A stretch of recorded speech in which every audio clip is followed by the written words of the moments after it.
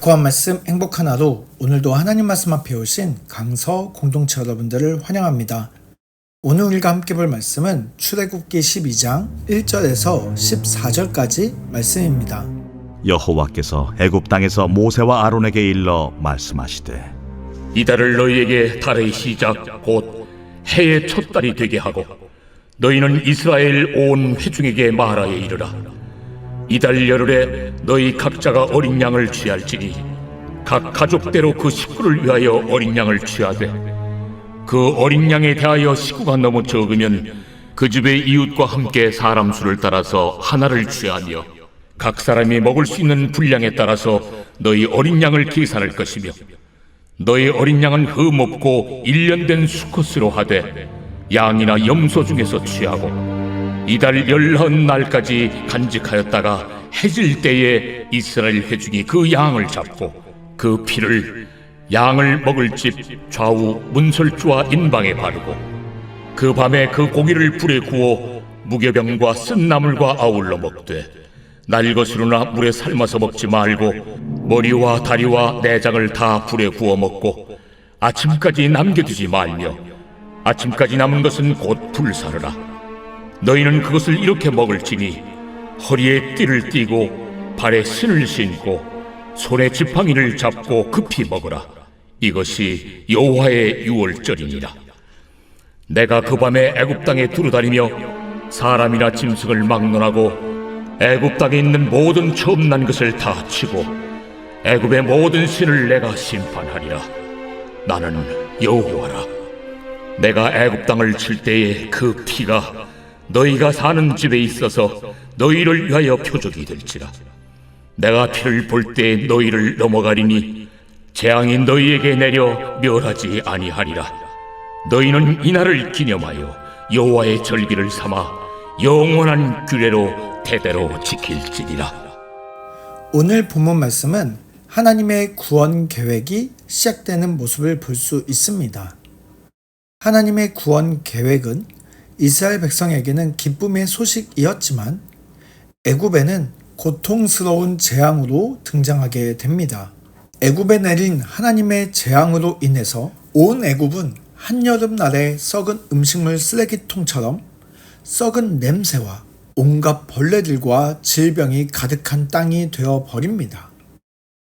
하나님은 단번에 그분의 위대한 힘으로 이스라엘 백성들을 구원하실 수 있었지만 바로의 마음을 완악하게 하셔서 10차례나 재앙을 반복해서 내리고 계십니다. 하나님께서 그렇게 하신 이유는 10가지 이 재앙들이 애굽 사람들이 믿고 따랐던 우상 신들을 상징하기 때문입니다. 애굽 사람들이 믿고 섬기던 신들, 그리고 또 그들과 함께하며 우상 신들을 함께 섬겼던 이스라엘 백성들 앞에 하나님이 참 하나님이심을 보여주고 계시는 것입니다. 하나님께서는 나일강의 주인이시고 땅과 공기의 주인이시며 생명과 질병을 주관하시는 모든 인생의 주인이시고 온 땅을 다스리는 분이십니다. 무엇보다 그들은 바로가 온 세상의 주인이고 가장 강력한 왕이라고 믿었지만 하나님은 바로보다 위대하신 우리의 참 왕이심을 보여주고 계시는 것입니다. 무엇보다 9번째 재앙인 흑암은 그들이 섬기는 태양신마저도 하나님 앞에 굴복하게 하심으로 말미암아 하나님께서는 온 우주의 주인이심을 보여주십니다. 그렇게 하나님께 불순종한 바로와 애굽은 하나님의 심판으로 썩은 냄새와 고통으로 울부짖음이 가득한 땅이 되어버립니다. 하나님께서는 이렇게 9가지 재앙을 내리시고 마지막에 이 재앙의 최종 목적지인 장자를 치는 마지막 재앙을 내리십니다. 하나님의 마지막 재앙은 바로의 장자로부터 시작되어서 모든 가정에 처음 태어난 장자와 처음 태어난 가축까지도 죽게 되는 심판이었습니다. 그러나 이 심판에는 특별히 피할 수 있는 방법이 있었습니다. 이스라엘 사람이든 아니든 하나님의 이 말씀을 믿고 따르면 심판을 피할 수 있게 되는 것입니다. 하나님께서는 양을 잡아 그 피를 문 좌우 문설주와 임방에 바르게 하십니다. 하나님의 이 말씀을 믿고 따르는 모든 자는 심판을 피할 수 있었습니다. 애굽 사람이라도 믿고 말씀대로 순종하면 살았고 이스라엘 사람이라도 믿지 않고 순종하지 않으면 죽었습니다. 그날 밤 하나님께서 보내신 죽음의 천사가 각 집집마다 돌아다니며 하나님의 심판을 시작합니다. 그러나 어린 양의 피를 볼 때마다 그 가정에는 하나님의 구원이 임하게 됩니다.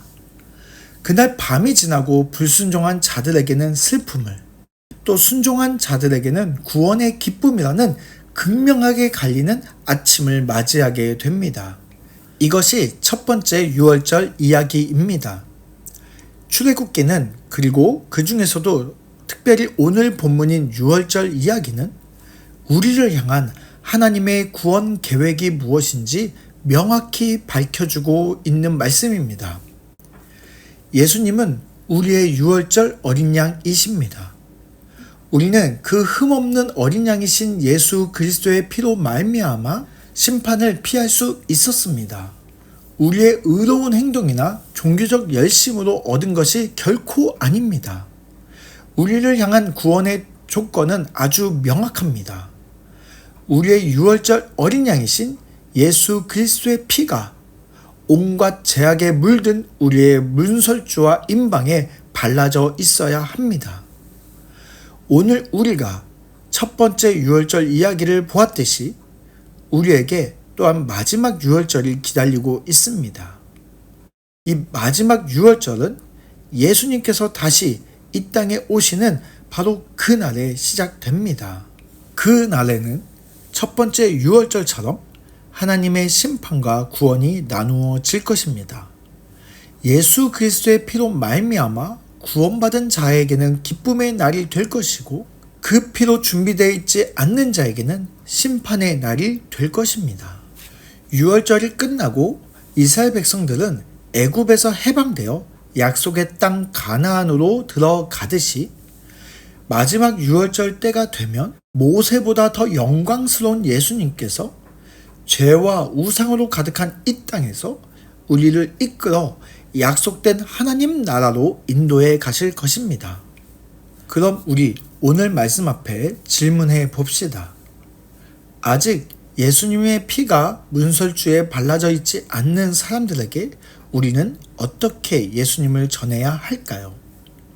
그리고 함께 이렇게 기도합시다. 우리에게 생명을 주신 주님, 오래 참고 모든 사람이 구원받기를 원하시는 하나님의 마음을 헤아려 이웃에게 복음을 나누는 참된 제자의 삶을 살게 하옵소서.